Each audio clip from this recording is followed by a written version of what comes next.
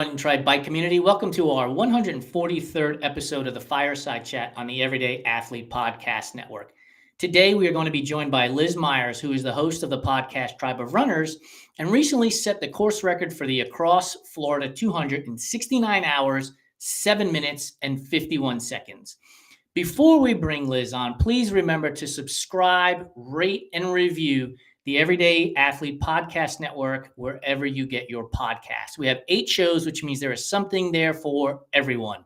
From shows like this one with Q&A conversations to laughter on our Fiery Embers and Food Fight Friday to music in our What's in Your Earbuds show. There is something there for you. Check it out, Everyday Athlete Podcast Network. So let's bring Liz onto the show and talk to her about her journey in running, being a podcast host, her rookie season in ultra running, being a mom, and a million other things that she's been doing. So, Liz, how are you? I'm doing wonderful. How are you doing? I'm fantastic. Now I get to chat with you and be on the other side. I get to ask you questions. Yes, I know. This is the worst part, having to do this. I like to be the one asking all the questions, guiding the conversation, not being pressured into all the questions. So do you find that when you're the guest, as opposed to being the host, you get more nervous, or are you more nervous as a host because you're like, I got to get this right. I want to be perfect, blah, blah, blah. No, I think I'm more nervous being a guest because when I'm the host, it's mine, if I mess up, if I slip up, it's okay. It's my podcast. It's fine. I messed up. It's not a big deal. And when I'm on someone else's, I'm like, oh, I shouldn't have said that. Or I should have said it this way. So you overanalyze way too much, or at least I do.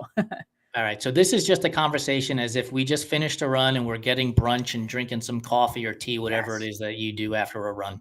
Sounds Before wonderful. we get into the hard hitting Pulitzer Prize winning journalistic questions I have listed here, here's our break the ice question. Okay. Pineapple on pizza, yay or nay? Yes, all day long. Oh, good God. All right, guys, thanks for joining us. This show has been fun. Oh, yes. I am the weirdo. I love pineapple on pizza. I do, honest, my pizza of choice is pineapple and bacon every day, all day, every day. You see, you just proved my point. Nobody really likes pineapple on pizza because it always has to be accompanied by something else. Bacon, jalapenos, Canadian bacon, ham, something. It's not, very rarely is there a person who goes, pineapple on pizza, and that's it. Don't put any accompaniment to it. It needs to have a little something with it. I do agree to that 100%. Which means you don't like it. I'm going to put that in the win category for me. Okay. Well, I'll let it slide. In the introduction, I called it your rookie season in ultra running. And the reason why I called it that is because you finished your first 50, 100, and 200-mile races in 2024. But before we get into discussing those ultra runs, what got you into running in general? My sister. So way back in the day, I had played sports all throughout high school. I was always active. I was the typical kid that running was a punishment when you were playing sports. I played basketball and we had to run drills and it was miserable. So when I got out of high school and got into being an adult and learning myself, I would strength train and I would mountain bike and road bike a lot, but never into running. It was not my thing. It was always miserable. Didn't like it. And then my sister was really big into running. She was training for 5Ks, 10Ks, half marathons. And she got me into running. I was living with her at the time. This was around COVID. So getting outside was just wonderful. We were outside a lot and she was like, why don't you try running? And I said no for the longest time. And then randomly she was like, come on. And I was like, oh, okay. So we went out and ran. And for the first month or so, I think our running adventure started by us running a mile as fast as we could and to see who would be faster. So it was the best training, of course not. And then eventually we ran a virtual 5K. Then our first ever race was a 10K in person and I was hooked. I signed up for a half marathon right after that, signed up for a marathon right after half marathon. And then I kind of did some triathlon training and then eventually found ultra and, have stuck with ultra since. We'll get into ultras in a minute. What was it about running that got you hooked? You said I was hooked on it. So what was it? The hard with the accomplishment, the fitness you were seeing? What was the thing that got you hooked? I think it was the mental thing. That time I'd only run 4 miles and I was like, there's no way I can run 6 miles, like a 10K. There's no way. And I remember being at the start line with my sister and be like, I don't think I can do this. And then you start and it's so exciting because there were so many people there. It's my first race and everyone's, bumping into each other. I'm like, this is kind of cool. Like, it's weird. And then the more I was going, I was like, I'm 4.5 miles in. Like, I can do this. And that, then like a half marathon happened, and it's like seeing people finish that marathon. I'm like, well, that would be incredible. Who does things like that? And then I did that, and then it's just seeing what I could do. It's at the end of the day, yes, we do race people and it is competitive in that aspect. But like, I've always just wanted to see what I could do mentally and physically. I think always kind of mentally, but like physically, I've learned like, oh, wow, like you're a little better than you thought you were. So, which is also really cool too. Yeah, I'm competitive as well with myself, similar to what you said there. But one thing that I would always say when I was racing Ironman distance when I got off the bike was, you're not passing me. Like, that was the mentality I had to have Mhm. to keep me moving forward when I was on the run course of an Ironman event. Do you have a mantra or a handful of mantras when you're out there and it starts to get hard and you're like, yeah, I need to repeat this to myself so I can keep moving forward? Yeah, I have a whole bunch. One of them I've stolen from Sally McRae's, like the Pass Gap and Berry. Like that was in my first like competitive-ish race is when I've like used that and was like, this is amazing. Like seeing someone passing them and like, I'm gonna gap and bury you, like, and using that as like that was like my first like real mantra that I remember. And then I'm kind of mean to myself. But I'm also like funny at the same time. Like I have this like thing I always tell myself is like I'm a bad bitch. So like Yep. I am always when in middle of a race, if like I'm needed, like I'm just telling myself like you're a bad bitch, like let's go. And I use this so much during my 200, which is really really funny. But like I just like it's that something with that. I don't know why. Like it just lights a fire under my butt and I get going. But those are like my two go to. I would say for sure. Have you ever had a moment when you're using the phrase pass, gap, and bury when the person you're passing, hopefully gapping and burying, comes back? I haven't, not Oh, yet. I It's have. going to, and it's gonna be horrible. It's um, horrendous. Like, I was racing a half marathon, I was in Oklahoma, and I saw a guy up ahead of me, and I wound up catching him, and in my mind, I was like, "Just keep powering through this, get ahead of him as much as you can, and put some separation in there." And I thought I had done it.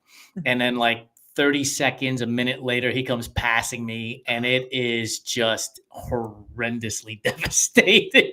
I can imagine. The bounce back from that was so hard. Oh, I can imagine, yeah. Sadly, I mean, I'm thankful I have not, but, like, I would love it sounds so horrible to say. I would love to experience it because, like, what would I do in that situation? You know what I Yeah. mean? Like, would I let myself fall? Would I push myself even harder and, go out there? But yeah, as of right now, it has not happened. I hope it doesn't happen to you. Nobody should experience that defeat. Yeah. I'm sure it will though. I'm not getting my hopes up in that aspect. One of the things that I loved about my experience at Racing Cocodona was the leapfrogging with other Mm. athletes. And so it's a little different than running a half marathon or a marathon. You're finishing 2, 4, 6 hours, whatever it is. Like, you're going on days for this. So it's really cool to have that sort of leapfrogging scenario there. When you were doing across Florida, or even your first 100 miler at Javelina, were you having experiences in leapfrogging with other athletes that you saw out there? So, across Florida, I did not because it was only me out there. And Oh, I'll okay. explain that in a little. It's a very different type race. But with Javelina, I experienced that almost the whole time. And I honestly like it was Javelina was very different for me because like I got blisters. I had to learn how to run with blisters. So it was like a very big learning curve for me. And I also wasn't going out very hard in this race. It was a training race for the 200, wildly enough to admit that. But Right. I didn't want to go out hot and I didn't want to go out hard. And I noticed when I was doing that is like during aid stations. So like I would run in, see someone that I had just passed me, then I would get in and out and go out. And then within a couple miles, maybe they would pass me again. So like it was that leapfrog to like aid station more or less, which was interesting to see. And like in the back of my mind, sometimes I was like, man, if I was running this, like would I be experiencing this? But, Javelina was very different, just because of the blisters. But with the Cross Florida, it's actually, this year's the last year. Actually, last year was the last year. It was a virtual race. You could do it whenever you wanted. You just had to announce your race date. So it was literally me against myself out there. There was no one Gotcha. else that was racing with me. But this year in 2025, it is like a true sanction race, and I believe it's like November 23rd or something like that. Gotcha. So that's an interesting setup too from a mental aspect, right? Oh, yeah. It literally is you against yourself, whereas in an environment where you have other competitors, you could use that as a way to trick yourself into chasing people down, shall we say? Or since you set the course record, being in first place and trying to stay ahead of the competition, which you can't do if there is nobody else on the course with you. Yes, exactly. Like, I learned so much and I really did push myself hands down, but at the end of the day, I was like, "Man, if there was other people out there, would I have pushed a little harder?" And I'm sure I would have. The competitiveness in that aspect, I'm sure would have kicked into gear.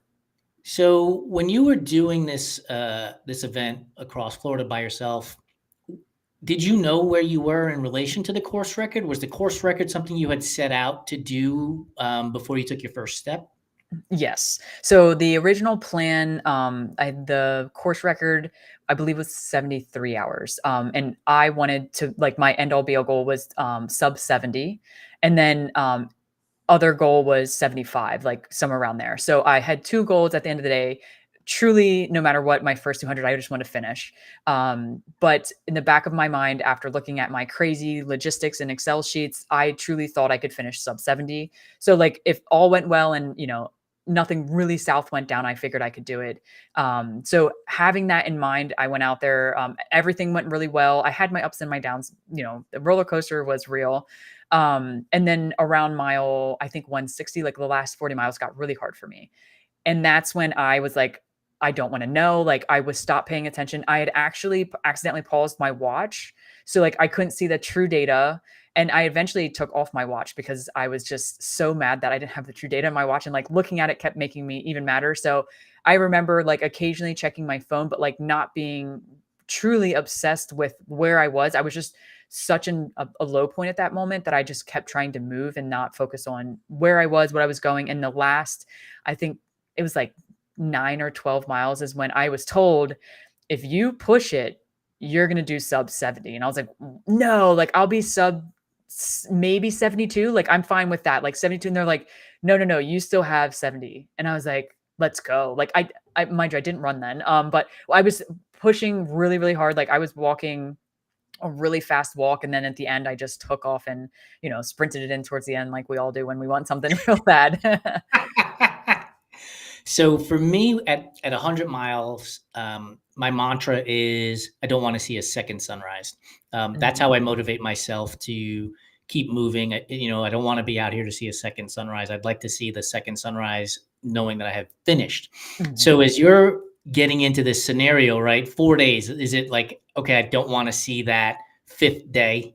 I honestly wasn't there. And that's so wild to say, but I'm sure if I saw the sunrise, I'd have been like, "Oh my gosh, again?" But at that moment, I was truly in such a bad mindset, like, I just was so worried about everything else other than what I was doing, which was actually running that race. Like, am I disappointing my crew? Like, I can't believe I'm not pushing harder. I should be able to do this. Like, this is, all the negative talk towards myself and not really paying attention to, like, I had a pacer that was beside me that I should have used a lot better. You know what I mean?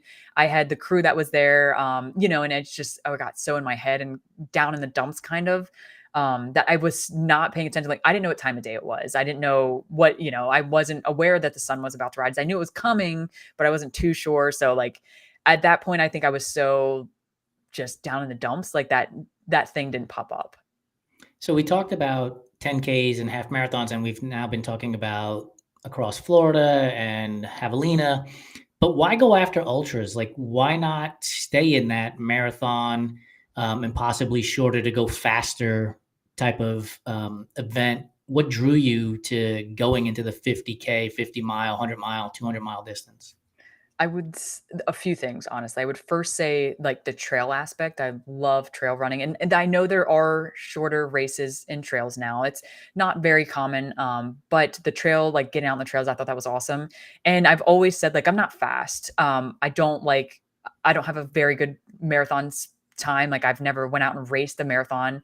I've always just nice and slow going out and enjoying myself and like going to see what I can do. And like I feel like in ultras is when I get to that point in my mind where I'm like, this kind of stinks. Like, am I going to just stop or am I going to keep going? So that, like I continue to push that. And I know people can get that way in a marathon, like with pushing speeds, even like 10Ks and 5Ks, like we can make them harder, but I don't really like sprinting. So the nice and easy, and I get to eat on the course. Like it's great. It's wonderful. I've said this many a time. I am more of a candle than a match. Like, Yes. give me 200, 100-mile races over a 5K any day. I mean, I know it sounds odd to say I'd rather run for 24 hours than for 24 minutes, but 5Ks hurt, man. Oh, Like, no, I thank agree. you. I agree. I love that. I've never heard that before, and I'm gonna have to steal it. I love it. Trademark, Yeah. US government trademark. I'll make sure I say I got it from you 100%. Me and Sally McRae in Liz Yes. Meyer's notebook. Yes, yes, Not all bad the good company. all the good things. I know that you were at Cocodona Mhm. earlier in 2024. I've got to make sure I comment that it's the year since we're at the beginning of 2025. So in 2024, you were at Cocodona and you were crewing. Is that correct? Yep, crew and pacing, yep.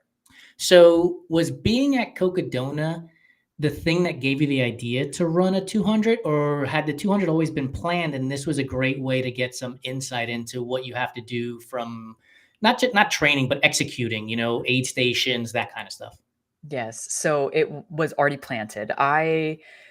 Honestly, the first ultra, like, big race that I ever saw, aside from, like, a 50K, was the Across Florida 200, which is wild, but I do live in Florida, so, like, it popped up, and I'm like, "This is pretty cool." And then I kind of like planned 2024 knowing in potentially in 2025 I wanted to run the 200. Obviously, I ran the 200 already. So that kind of changed. And I did the 200 in 24 because I wanted to run it as a virtual race, not as like a true sanction race. So that's why I honestly shoved it in the back of 2025 or 2024 compared to doing it actually in this year. But I'm coached by Joe Corsi on the Everyday Ultra, and he had mentioned he was looking for some crew and pacers. And I was like, well, I want to run a 200. I need to go learn as much as possible. And I knew I would learn so much being on the outside and looking in. And it was honestly my first crewing and pacing ever. So like I learned Oh, so much so quickly. And I was the crew chief, which is wild enough. But I'm super organized, very all my I's and T's are dotted, all that good stuff, cross and all that. So like I felt very confident going in. I knew I was going to learn on the move, and I really, really did. But I felt amazing. I learned so much, and then I got to use all of that knowledge for my 200, which was awesome. yeah. So it was really a true rookie season for you. If going 100%. out and pacing and crewing for the first time was in 2024 to then execute 50, 100, 200-mile races.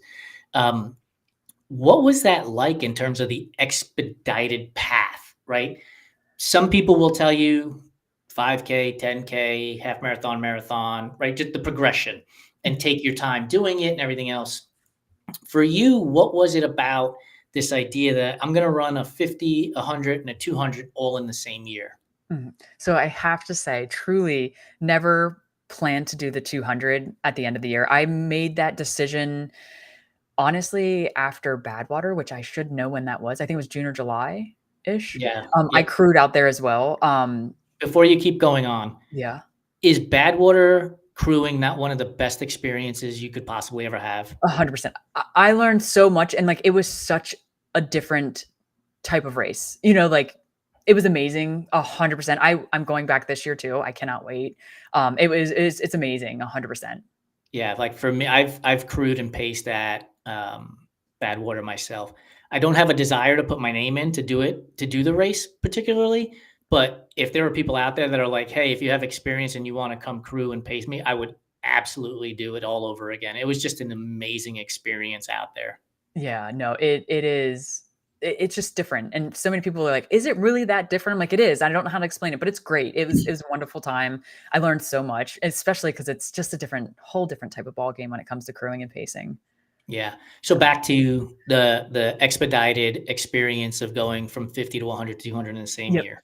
Yep, so my original plan was, like, 50 to 100. I wanted to knock out those 2 big races, and then in 2025, do the 200 end of year was my whole thought process. And then, life happened, and then this race got bought out, or it has a new owner now, so he made it a sanctioned race that in November. So I was like, I've always envisioned myself doing this race is kind of like an FKT because you can go out there and do it Yep. whenever you want. You have the map and you just are, you start time and then as soon as you finish, you finish. So I was very on the fence, like, do I shove it in the end of this year? And at the end of the day, like I really thought about, I'm like, this means so much to me to do it this way. I would want to. I double checked that everything it was doable, it wasn't too crazy. And then I learned as much as I possibly could. Like you know, getting people on my podcast to ask them questions about 200s, talking to other people about 200s, reading all the things I can, talking to anybody and everybody that will tell me every and anything I can. Like, and that's what crewing really did for me too. So last year I crewed and paced as much as I could with my busy schedule and just learned as much. I took in everything I could. And it truly just gave me such a brighter view of everything that I felt very confident going into this 200. And then honestly, like I had a training, like a makeshift training camp at home. And after that, like I was like, there's no doubt I'm going to finish this, but now it's how fast can I finish it? So like, I was just, everything just lined up really, really well. And I was so pumped for it. In all of the things that you did in 2024, what was the thing that was the hardest for you to manage to accomplish? Oh man, that's tough. There was a lot of things. I would honestly like hands down the 200 was the hardest. There was a lot of planning went into it only because I didn't know, like there was no aid stations there. It was literally my crew and everything that I had. So like trying to plan food for me, trying to plan food for them. I had a big crew. And then the pacers that I had out there trying to make sure they had things they needed, even though I knew they were bringing their own things. Like, I'm just like so much planning went into that. And that was like just very eye-opening. I learned really quick how hard all of that is. And then on the outside, like that race was, it was the hardest this year for sure. So then was the hard part letting go, allowing your pacers and your crew to handle giving you food, giving you Mhm. liquids, being at the stops when they tell you to, as opposed to being a person who wants to control it all? So is that the Oh, hard part? 100%. Yeah, 100%. And like everyone will say like, yes, you're a control freak. Like I am, but I do know like there's times to let things go and like just go. But with this race, it was so different in that aspect because like there was no other people out there. Like it was us. I did have a connection with a local here named Joe Miller that like at the drop of the dime would have came out and helped me if I was in a pinch or my crew needed something, which was amazing.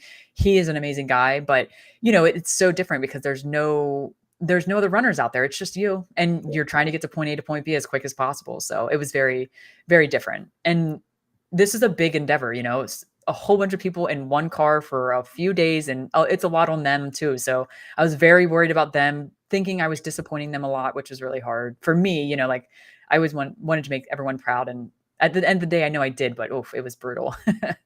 What was the strategy with regards to the crew? So, and I'll give you why I'm asking this question. When I crewed at Badwater, we would take the van, we'd drive 2 miles down the road. The runner would get to the van, do your thing, drive the van 2 miles down the road, runner would do your thing. So, what was the strategy for you to execute this 200 with your crew? So with this actual race, there are suggested now there's going to be actual aid stations, but there were suggested stops for aid stations. And so they would go, and it was anywhere from 4 to I think 10 to 12 miles was my longest. They were pretty short, very, very short towards the end, but I kind of wanted it that way.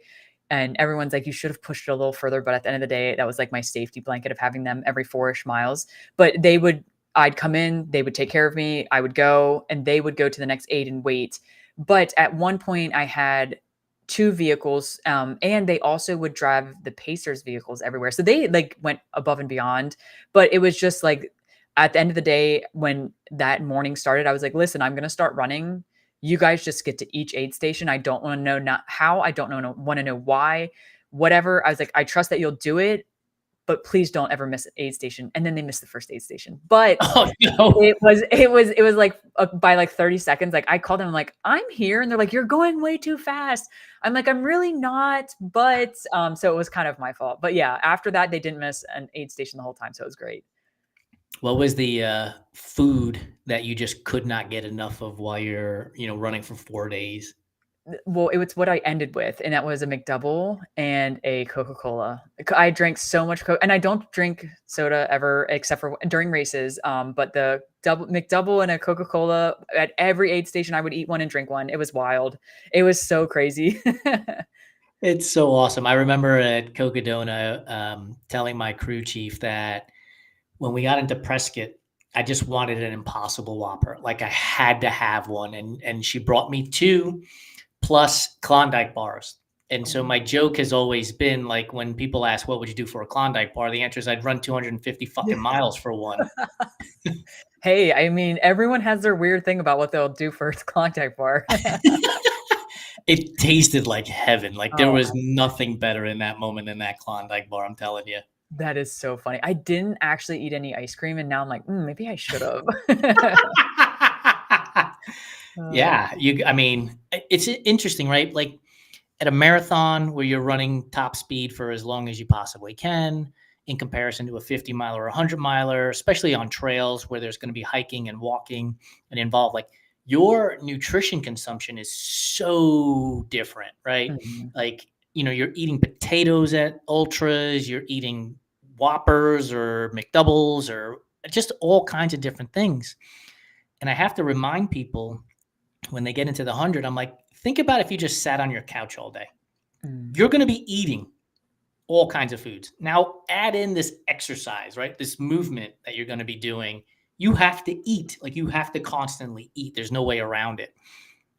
When you're racing, did your nutrition change between Javelina and across Florida because now you're going double the distance? So, were there changes? Did you learn from Javelina to adopt into across Florida? Mhm. So, honestly, I will say, like, I'm very fortunate where, like, I've had my stomach kinda go south before across Florida, but never, like, to the point where it was really bad. I've, like, just kind of adjusted things or not ate something and, like, kind of felt better, and then across Florida, I actually, like, threw up everywhere, and I've never done that in a race, but I got really nauseous, and I kinda stayed nauseous throughout, after probably, like, mile 70, and I'm not too sure. I was consuming more than normal, but I had kind of trained that way, and I don't know, I have an assumption that I was maybe drinking a little too much fluids, that, like, it was just a little too much in the stomach, because it was relatively chillier than normal and here in, the wonderful world of Florida. But I would say like the big differences is, and like I did prep for this, but like I did eat a little more. So like I was roughly like 65 grams of carbs an hour. And then I went to probably like 75, 80, like really close to 80, maybe 90 grams. And I felt so good. I was doing really good, but I just think I had a little too much fluid. So like I would kind of teeter totter on not feeling really well. And then I threw up once and I was great. And I was so ready to go. And then I did occasionally have some like I just would kind of stop eating and then people would like get me to eat random things and continue to go. It's interesting, and I think this is a perfect example of why these sports and athletes need to test themselves as opposed to reading online. Oh, Liz took in 90 grams of carbs, which is approximately 360 calories, right? And then Mhm. whatever else you're consuming. Like I, as an athlete, when I first started, I was eating 100 to 200 calories an hour. Now I'm consuming close to 600 calories an hour. I've Right. just learned, right, and Mhm. processed and trained my gut to be able to do all of this stuff. Mhm. And so when you're talking about nutrition, especially you as a coach, I have to imagine it's like, this is individualized. Here's what Oh I yeah. can do. Here's what, you need to figure out how to do it as well. Um, because we're all so different. Would you Oh agree? yeah. 100%. And I can't tell you like and I don't get me wrong, for my 200 I had a very highish carb like race strategy, but all of like so many people come to me and they're like, "Oh, I want to be high carb." I'm like, "Well, how much are you eating?" They're like, "Well, like maybe a gel an hour." I'm like, "We have to work to get higher. Like we can't just jump up there." And then people realize like you really not everyone needs 90 to 100 grams of carb an hour, 4 or 5, 600 calories an hour. It's dependent. And some people work a little better on like that medium calorie Hmm. intake, and it's everyone is so different. Just like running and like how you run and the reason you run, it's all different. We're all different and everyone is so different. Yeah. Yeah, and if we could all accept each other for being different, like it'd Mhm. be so much better because and we can all learn from each other, right? Like this idea that you went from 60, 65 grams of carbs up to 80 to 90 grams of carbs is intriguing to me, right? Like this idea that you progressed through Mhm. that process as opposed to having a rigid belief that no, you should only take 90 grams an hour or only 60 grams an hour. Mhm. This is why you listen to podcasts. This is why Oh, you yeah. read the information that's on the internet so that you can learn and adapt and use your training, Mhm. practice this stuff. Oh, yeah, for sure. You mentioned the weather in Florida, and which is a perfect segue to this question. You have a pinned post that shows dirt and mud up your leg on your Instagram account. Mhm. So if you got to choose weather utopia for your next race, what type of weather are you running in? Rain, hot, Mm. humid, muddy, ice, snow? What are we looking at here? I would do muddy. I enjoy it. I really do. Like, it is hard, don't get me wrong, and it's kind of annoying, but I live in Florida, I deal with the humidness all the time, but I also get the mud too, so it's just yeah, I would say mud for sure. Go out there and have a little fun, play in the mud. Being a pig pen is so much fun, isn't it? Yes, 100%. Like there isn't a puddle I would not jump in. Like I want to splash down in everything. Like let's You would be love it here. 13 years old again, right? Yeah, yeah.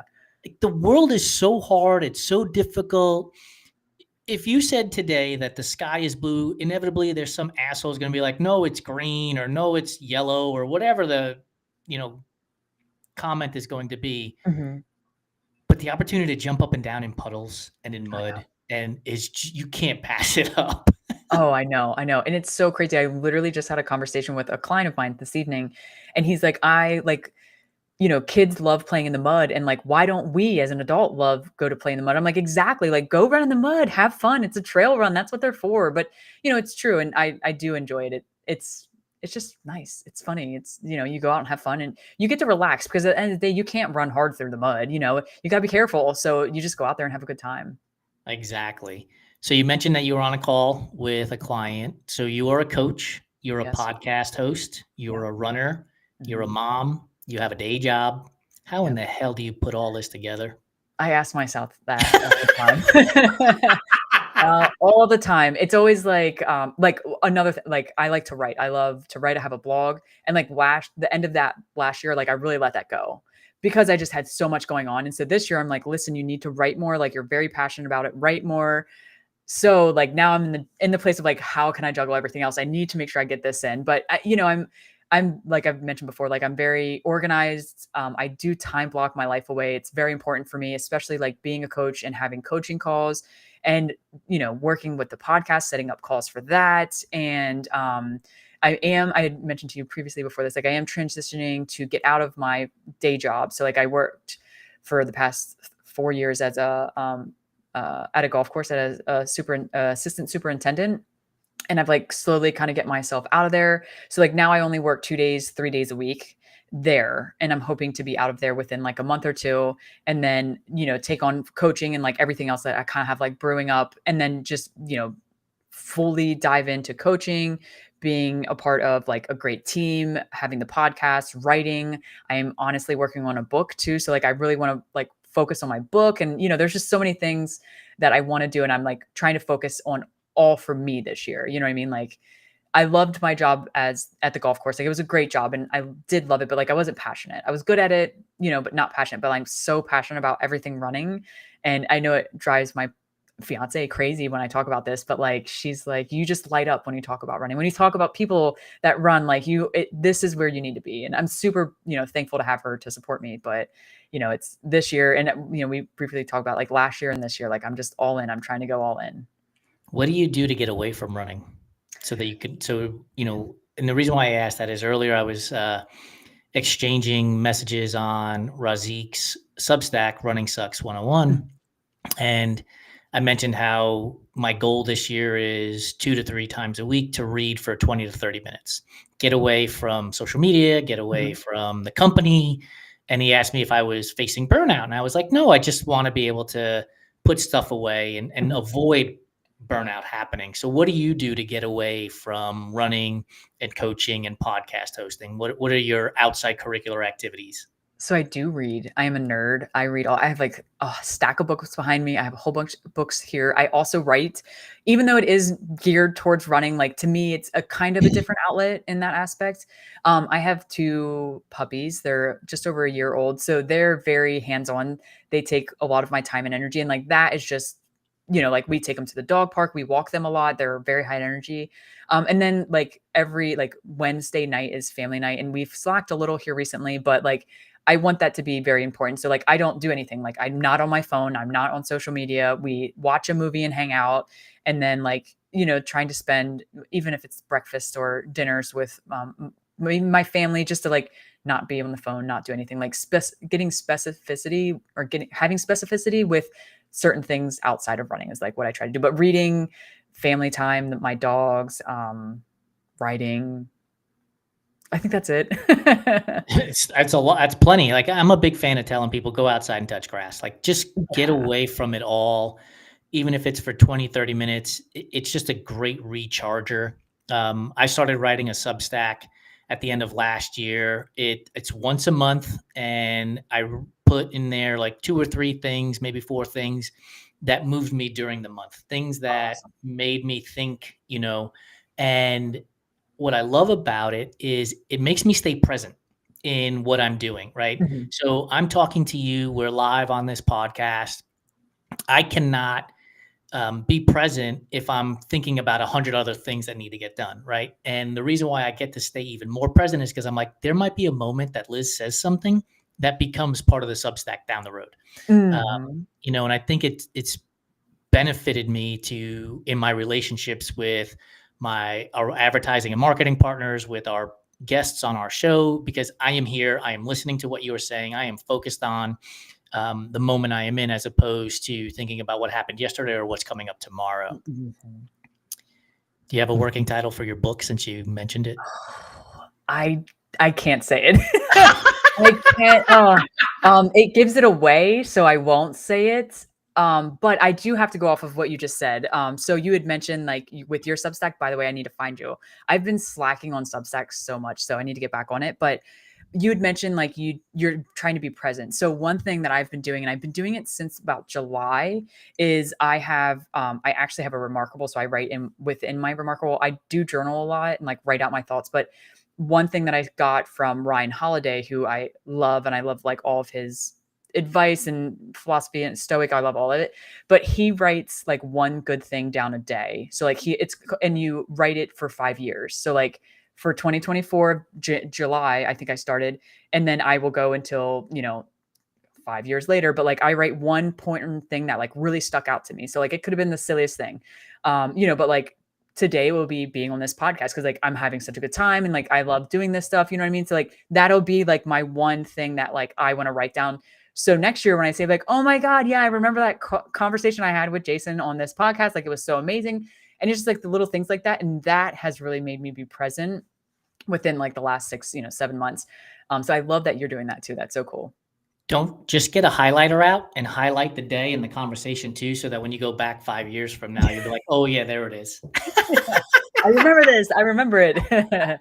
Yeah, but no, it's like trying to do things like that I think is so key, especially with someone like us that we're so consumed in everything. Like I guarantee you half of the things I've written in here are not about running. They're about Yeah. like little things throughout my day. Mind you, like running across Florida and having that course record is in here because that was amazing. But like Of there's other course. things. There's so much more to life than running. And like I've really brought that out and doing that practice. So it's been great.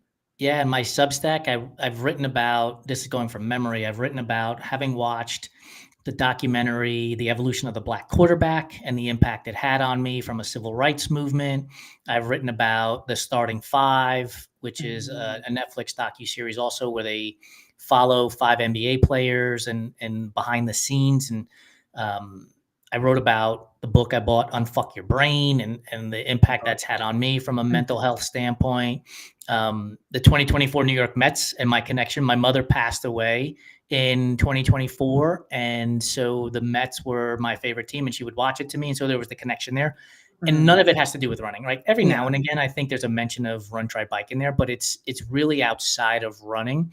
A lot of Mhm. that stuff takes place, which leads me to my next question before we head into our rapid fire food questions is how has running helped you outside of running, helped you be a better mom, be a better uh, dog parent, be a better employee, podcast host? I know coach is in running, but you're running. How has it helped you in, outside of your own world of running?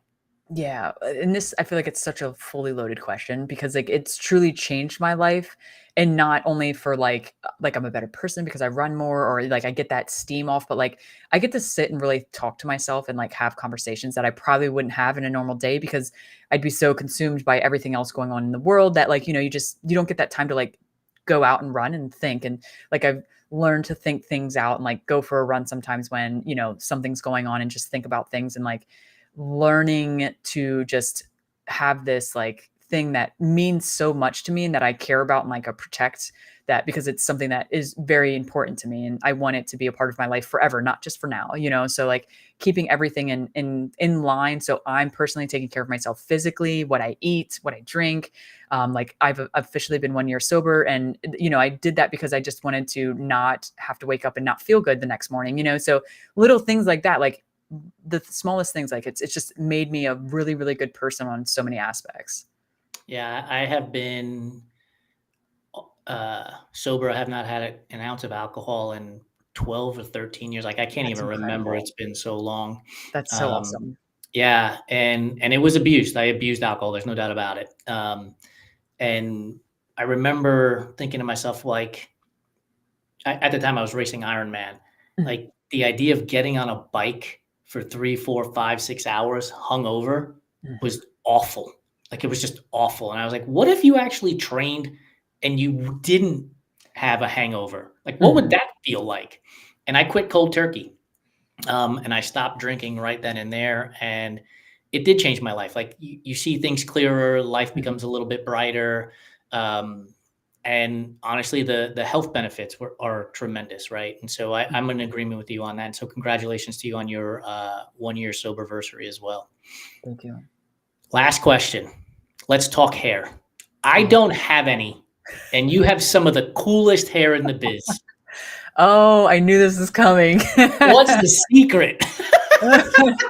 And it's so I don't know if you've noticed, but recently I've only been wearing hats because I'm trying to grow it out because I have like a Oh new no. hairstyle I'm trying to do.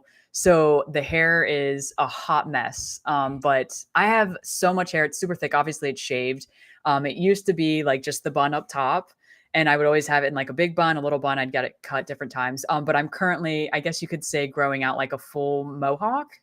And then I'm gonna perm it and I'm gonna have like crazy hair. I'm gonna see how it goes. If it doesn't go good, I'm just gonna shave it all off. But yeah, that's so I can't. I mean, yeah, it's been in a hat for a few months because I'm trying to let everything grow out. I love it. As a person who is follically challenged, I'm I'm all in on doing wild, crazy shit with your hair while you have it. Yeah, I've honestly had the same haircut for like 10, probably 10 years.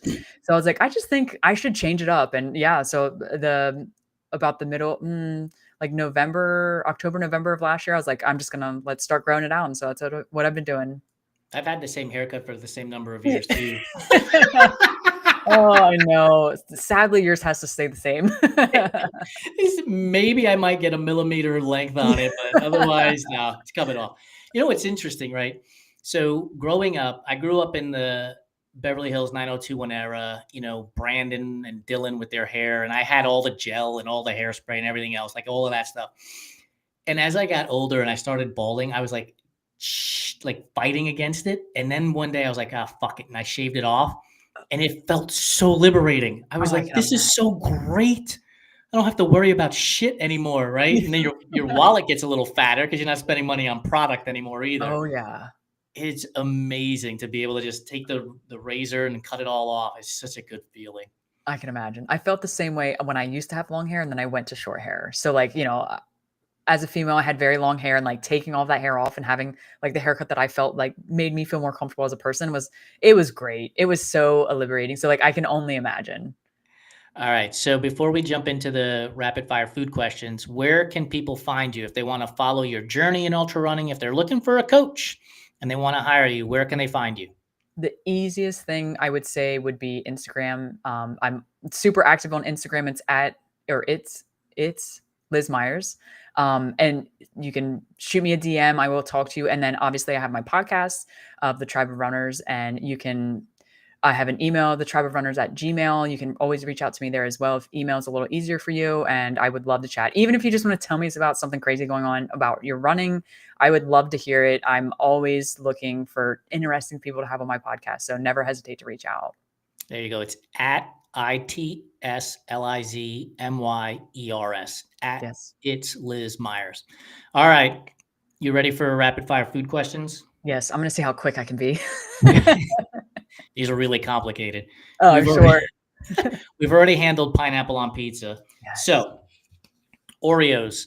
Are you a fan of the old school OG Oreo, double stuff, thins, or the Cakesters? The old school. Yes. Old school. And literally old school, right? Chocolate wafer, vanilla frosting in the middle. None of this birthday cake, red velvet, peanut butter, s'mores, nonsensical stuff that they keep pushing out, right? Yep, plain Jane. Yes. Yes. One thing I will say, though, for all of you traditionalists like me, I did try the blonde ones while I was at Across the Years, and not bad. They're not bad. I have had them. Yes, I have had them too. Yeah. Licorice, red or black? Red. 100%, hands down. No, not even a thought. Not even a thought. Red all day. Red Vines or Twizzlers? Oh, Twizzlers. Twizzlers. Do you use it as a straw? Yes, you gotta bite both ends and use it. You see, kids, we're all 13 years old. No all day long. Yes. Peeps. Are Peeps a real candy? Are they nothing more than marshmallow covered in glitter dust? They are 100% a real candy, and they're like one of my favorites. Oh no! Listen, I will announce this to the whole world, which if my mom hears this, she's gonna die laughing. So when I was a baby, had a really small head, and so my mom used to call me Pea Head, and then it transitioned into Peep. And so my nickname from when I was a baby until I was about 20 years old was Peep, and I loved Peeps. So it just like always worked out.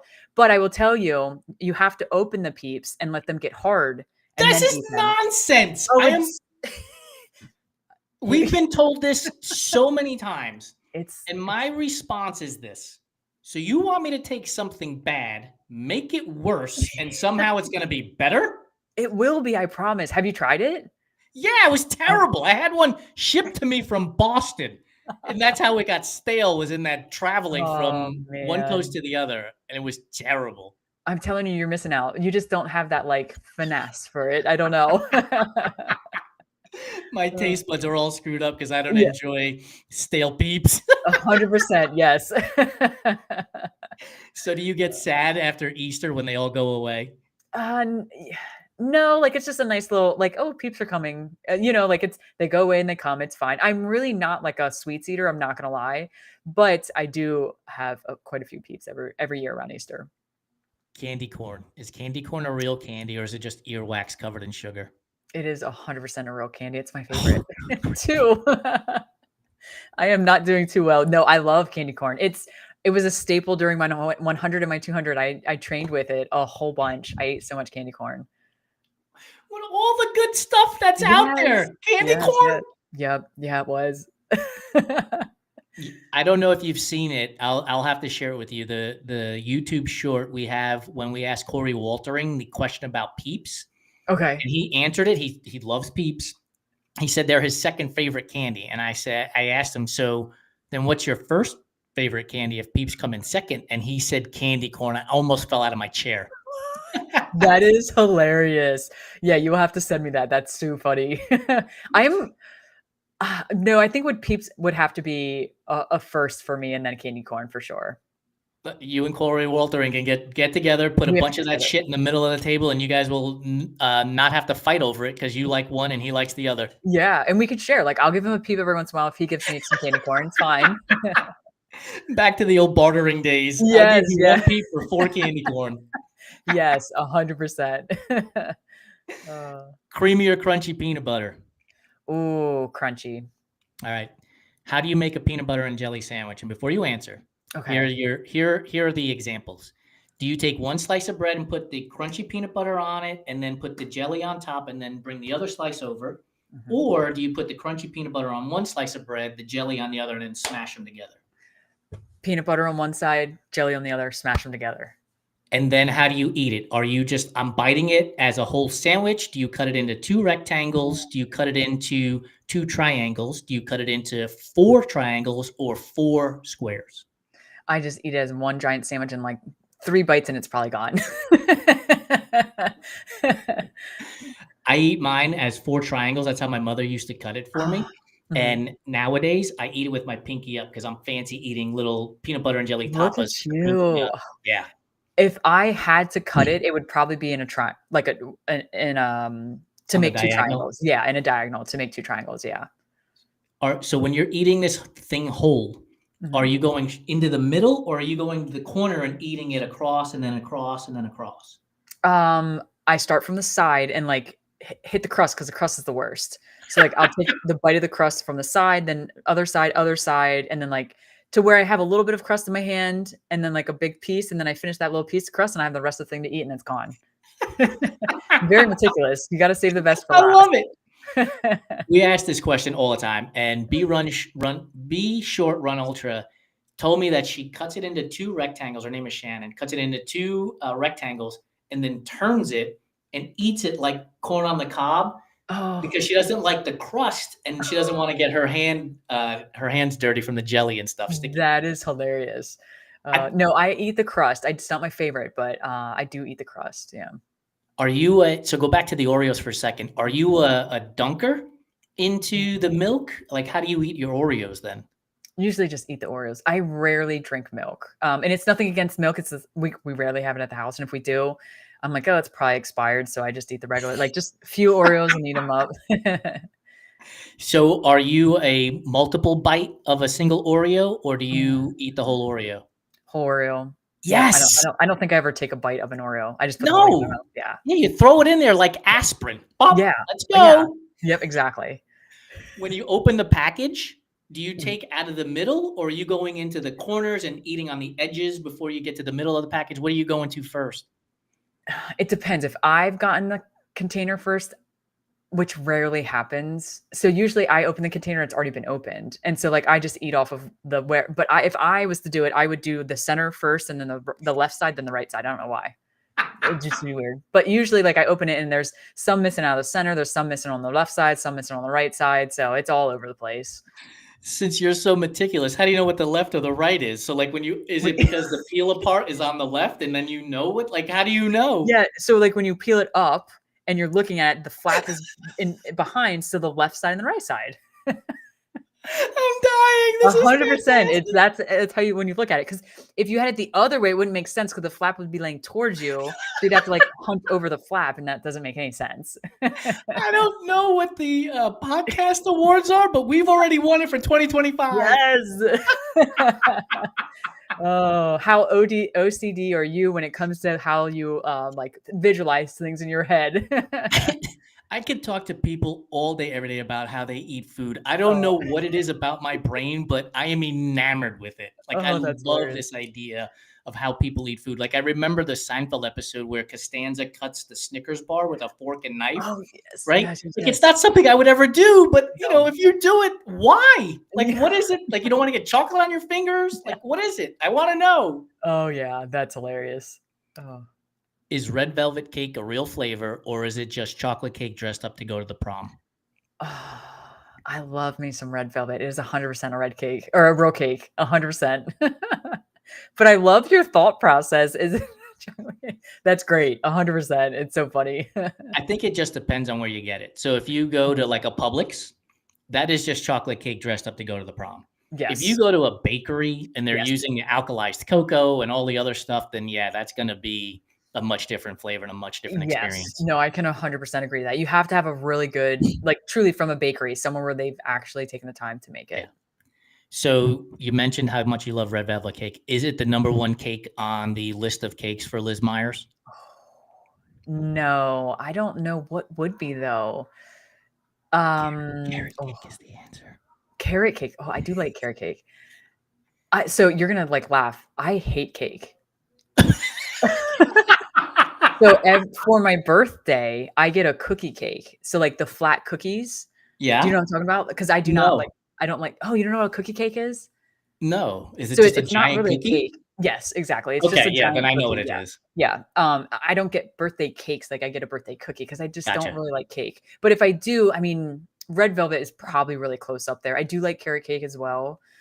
Um, but yeah, I would say that the cookie cake, it's a cookie cake, I think. So I can count that. When when it comes to carrot cake, are you a fan of having raisins in your carrot cake? No, I do like raisins, so nothing against them, but I like them plain. Like, I I love raisins. I get that I'm 51 years old, but I've been in my old man era for the longest time. Like I love raisins. I love Raisin Bran is my favorite cereal. I yes. love like give me all that old man shit. Grape Yeah, nuts, I'm a big fan of. I Raisin Bran, love it. shredded wheat. Like I just love that stuff. I'm all in on that. All right. Favorite flavor of ice cream is Oh, key lime. key lime ice cream. Really? Yeah, like a nice key lime. Yep. I mean, I love key lime pie. And when it comes to pies, that's the number one pie. I can agree Hands down. 100%. So you Hands have it in some cold ice cream. It's delicious. down. Interesting. I'll have to Yeah. check this out. Favorite candy bar or favorite candy is? Mm, probably Snickers. Oh, good choice. Yep. Pumpkin spice or apple cider? Pumpkin spice. Well, it was nice having you on the show. I haven't had apple cider in forever. I will tell you Oh, that. it's so good. Maybe Like I'm missing out. Maybe I just don't forget or I forget. go to Scratch Labs.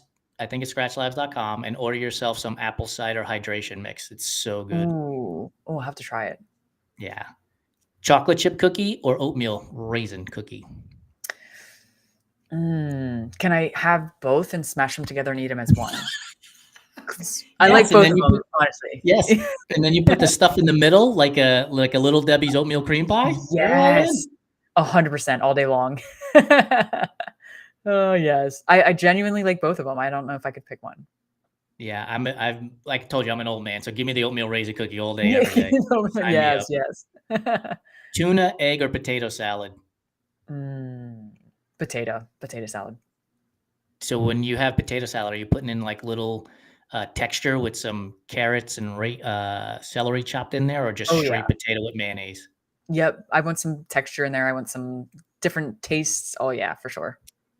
Last question for you. Brownies are out of the oven, sitting on the tray, cooling off. Are you the person who's going into the middle for the ooey gooey, or are you going to the edge for a little bit of crust plus the ooey gooey? Mm, probably going straight to the center for the ooey gooey.